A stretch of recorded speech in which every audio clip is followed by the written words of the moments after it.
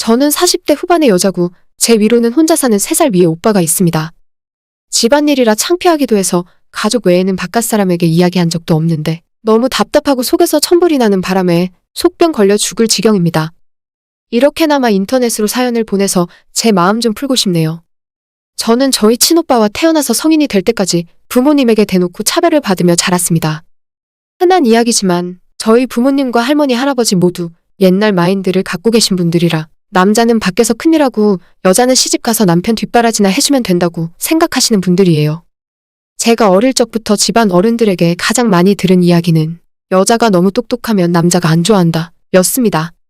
어릴 적에는 제가 오빠보다 공부를 잘했어요.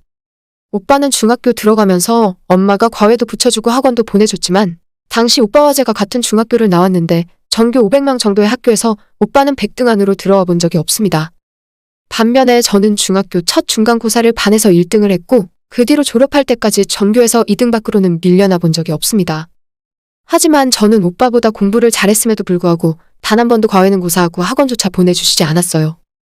제가 학원 다니고 과외 받는 애들보다 성적이 떨어지는 것 같아서 너무 속상했고 반에서 1등이 하고 싶어서 학원 보내달라고 그렇게 이야기를 했는데도 아빠는 물론이고 믿었던 엄마조차 너가 공부 잘해서 뭐 하려고 해? 대학은 우리 집에서 오빠만 보낼 거야. 넌 공부하지 말고 상고 들어가서 취업할 생각을 해야지.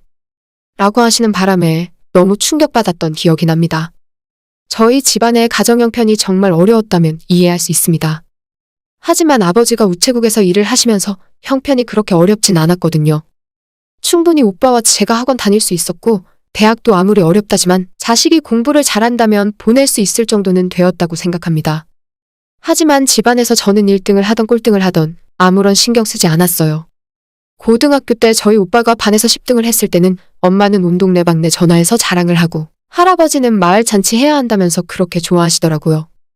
하지만 제가 반에서 1등 했을 때는 부모님께 성적표를 보여드려도 그냥 잘했다 한마디 하시고 말더라고요.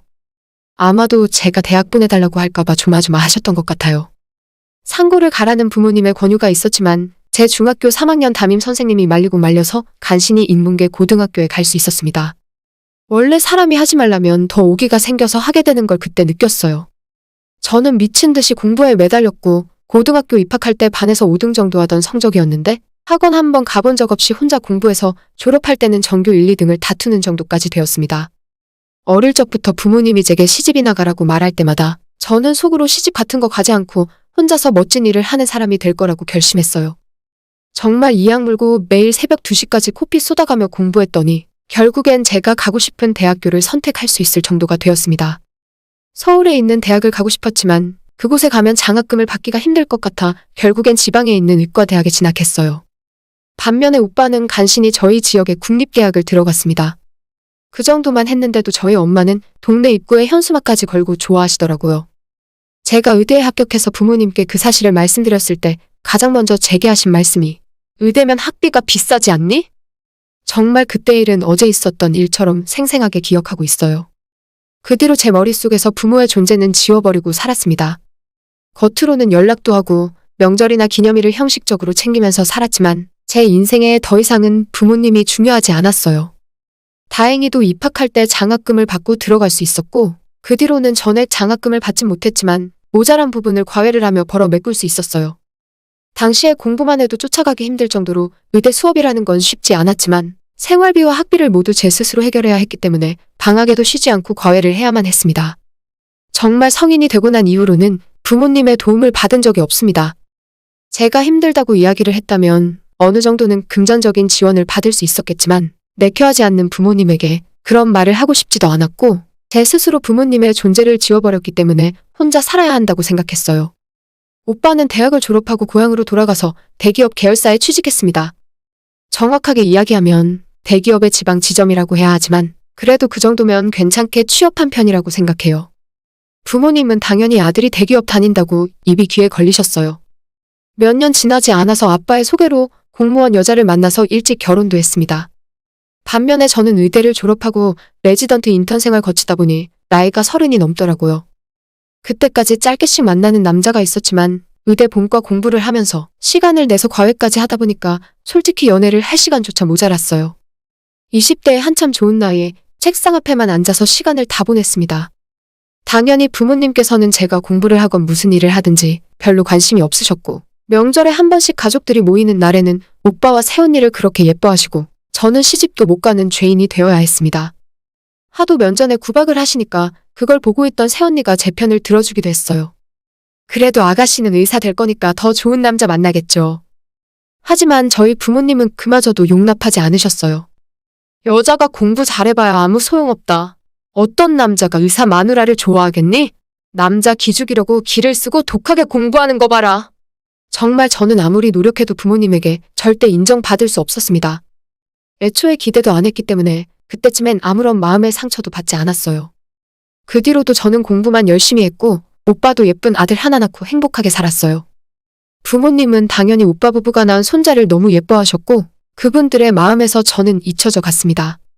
정말 명절에나 한 번씩 얼굴 보는 사이였고 전화는 두세 달에 한 번쯤, 그것도 무슨 일이 있어야만 하는 정도였어요.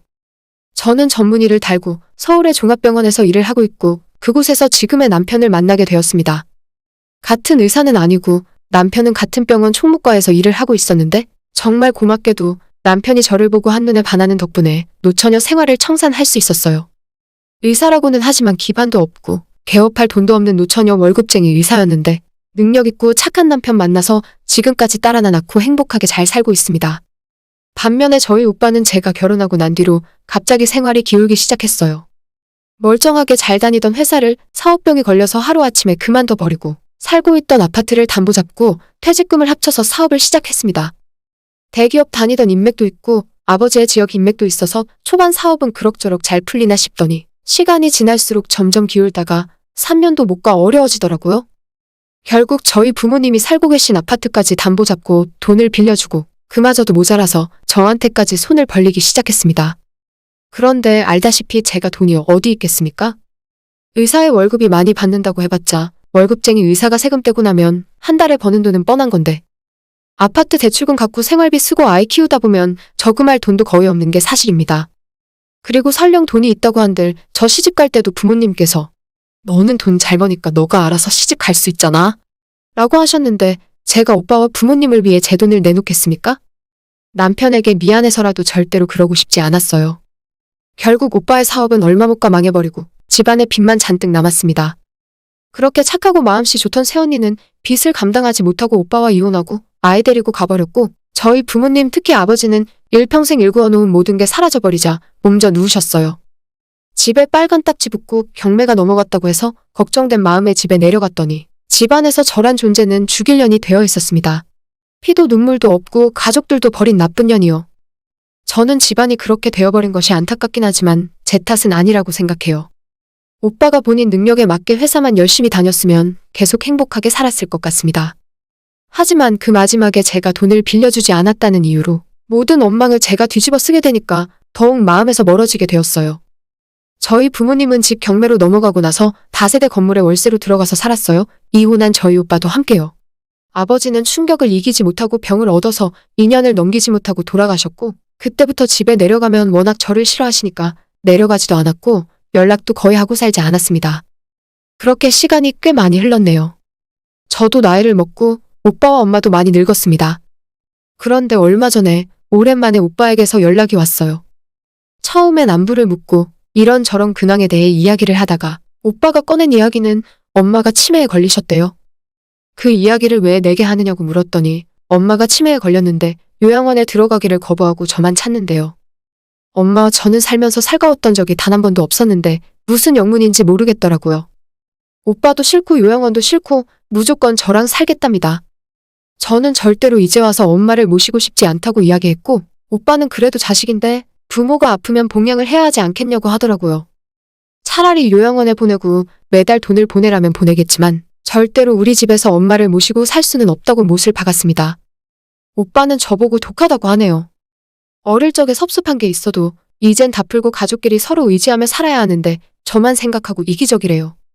진짜 어처구니가 없어서 저도 그동안 오빠와 엄마에게 서운했던 마음을 전화기 너머로 쏟아냈습니다.